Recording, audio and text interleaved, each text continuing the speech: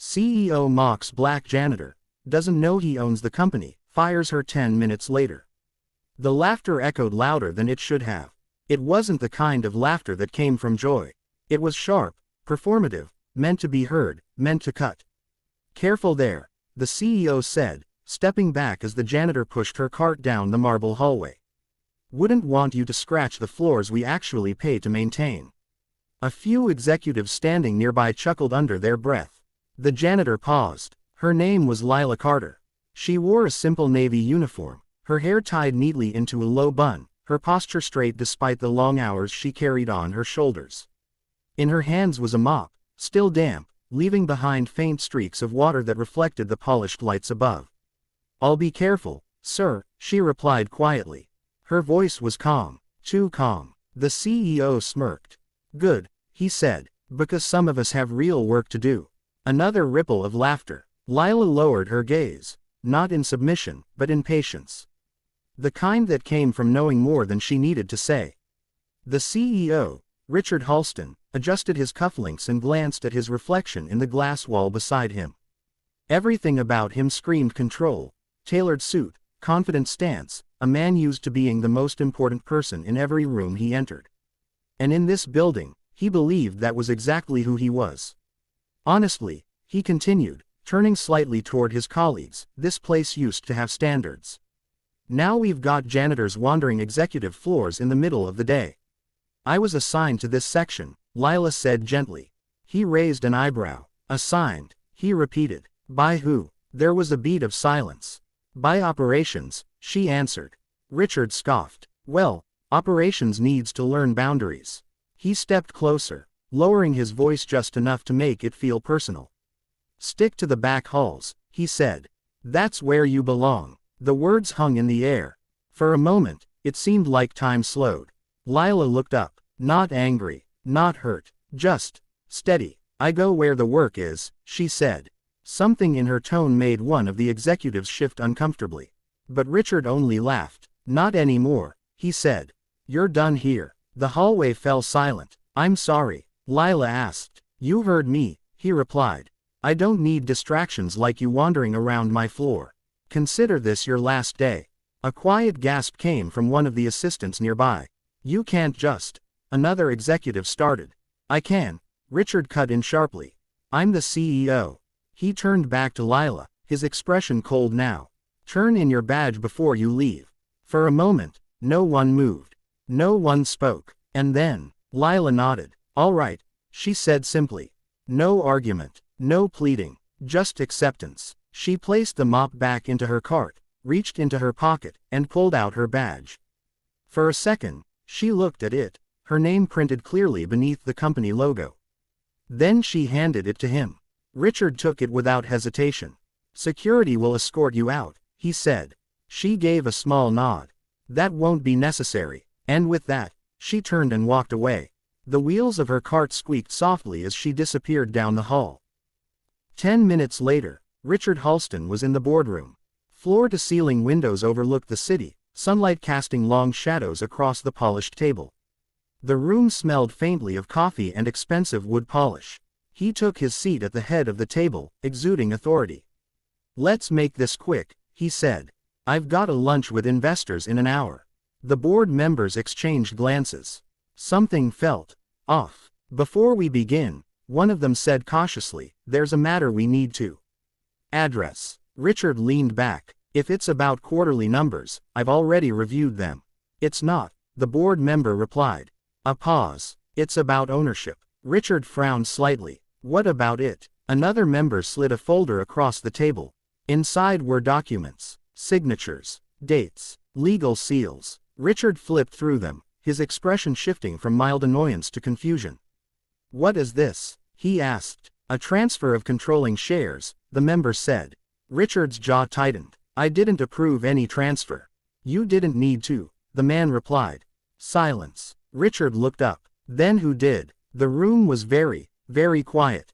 And then, the door opened. Softly, all eyes turned. Lila Carter stepped inside. No mop, no cart, just her. Her posture was the same. Calm, composed, but something about her presence had changed. Or maybe it hadn't. Maybe it was just that now, everyone else was finally seeing it. Richard blinked. What is she doing here? He demanded. No one answered. Lila walked to the end of the table, her gaze sweeping across the room before settling on him. Good morning, she said. Her voice carried, clear, steady, unshaken. Richard let out a short, disbelieving laugh. This is a joke, he said. Who let her in? The board member who had spoken earlier cleared his throat. Ms. Carter, he said respectfully, please, have a seat. Richard's laughter stopped. What did you just call her? But Lila didn't sit. Instead, she placed a small folder on the table. I won't take much of your time, she said. Richard stood up now, irritation flashing across his face. This is completely inappropriate. You were just fired. Lila met his gaze. No, she said calmly. I wasn't. A ripple of tension spread through the room. Richard's voice sharpened. I told you to leave the building. And I did, she replied. For 10 minutes, the board members watched in silence. Enough of this, Richard snapped. Security. They won't come, one of the directors interrupted quietly. Richard turned sharply. Excuse me, they've been informed. Informed of what? The answer came, not from the board, but from Lila. That the ownership of this company has changed, she said. Richard stared at her. For a second, it didn't register. Then, it did. That's not possible, he said. Lila opened the folder. Inside were the same documents he had just reviewed. I've held a majority stake in this company for the past 8 years, she said. Quietly, the words landed like thunder. You're lying, Richard said immediately. Amusement flickered briefly in her eyes. I'm not. One of the board members spoke up. She acquired the shares through a series of investments, he explained. Under a private holding. Richard shook his head, backing slightly. No, why would you? He stopped. Because suddenly, it made sense. The calm, the confidence, the way she had stood there in the hallway, unbothered. You were testing us, he said slowly. Lila didn't answer. That's insane, he continued. You dressed up as a janitor just to, what? Prove a point. I worked as one, she corrected gently. He let out a hollow laugh. You expect me to believe that someone who owns this company is mopping floors? Yes. Silence. Why? He demanded. Her gaze softened slightly. Because I wanted to see the truth, she said. Not the version people perform when they think someone is watching. The room felt heavier now. And what did you see? Richard asked. Lila held his gaze. I saw kindness, she said. From people you'd never notice. A pause. And I saw cruelty, she added quietly. From people who think power makes it acceptable. Richard's face hardened. You're overreacting, he said. It was a joke. No, she replied. It wasn't. The words were calm, but final. He scoffed. You're really going to make a decision based on one interaction? She tilted her head slightly. It wasn't one. Another silence. Richard looked around the room. No one was defending him. No one was laughing now. You can't fire me, he said. I built this company. Lila's expression didn't change. And now, she said, you're no longer leading it. The words settled into the room like dust. Effective immediately, she continued, your position as CEO is terminated.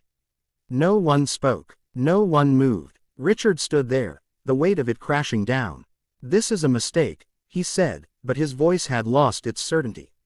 Lila didn't respond. Instead, she turned to the board. We'll discuss interim leadership this afternoon, she said. For now, I'd like a moment. They nodded, one by one, before quietly exiting the room. The door closed, leaving just the two of them. Richard let out a long breath, running a hand through his hair. This is unbelievable, he muttered. Lila walked slowly around the table, stopping a few feet from him. For what it's worth, she said, this didn't have to happen. He looked up at her. What does that mean? It means, she said, you had every opportunity to be better. He shook his head. You don't know what it's like to run a company like this. A small pause. You're right, she said. He blinked. I know what it's like to build one, she added. Something in her voice shifted. Not anger, not pride, just truth. My father started this company, she continued. From nothing. Richard frowned. I know the founder, he said. He doesn't have a daughter. He didn't, she replied. Officially. The implication hung in the air. He believed in giving people chances, she said. In treating everyone with dignity. That's what this company was supposed to stand for. Richard didn't speak, and I wanted to see if that was still true. She took a small breath. For some people, it is. Her gaze met his again. For you, it wasn't. He looked away. For the first time since she had entered the room. He had nothing to say. Lila stood there for a moment longer. Then she turned and walked toward the door. Her steps were steady, unhurried. As she reached for the handle, she paused. Someone will escort you to collect your things, she said. And then she left. The door closed behind her, leaving Richard Halston alone in a room that no longer belonged to him.